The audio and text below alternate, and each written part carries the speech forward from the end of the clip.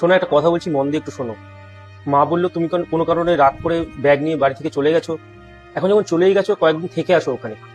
আর মা বললো এরপর থেকে তোমাকে কোনো ব্যাপারে কিছু বলবে না, কোনো ব্যাপারে তোমার উপর রাগ করবে না। কিছু মনে করো না, ভুলটা হয়তো আমারই। উনি হয়তো আমাকে বোঝানোর জন্যই বলে, কিন্তু ওনার সব কথাতে কেন জানি না আমার মাথা খুব গরম হয়ে যায়। ঠিক আছে, আর এরকম হবে না। আমি এক্ষুনি বাড়ি আসছি।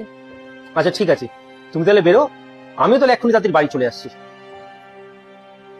দেখেছিস কত ভালো পরিবার।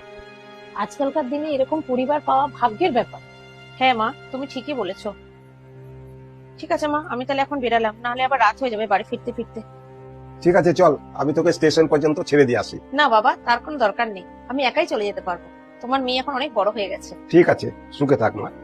মা, আমি তাহলে আসছি। আর থ্যাংক ইউ মা, আমাকে এইভাবে বোঝানোর জন্য। ঠিক আছে, পৌঁছে আমাকে ফোন করিস।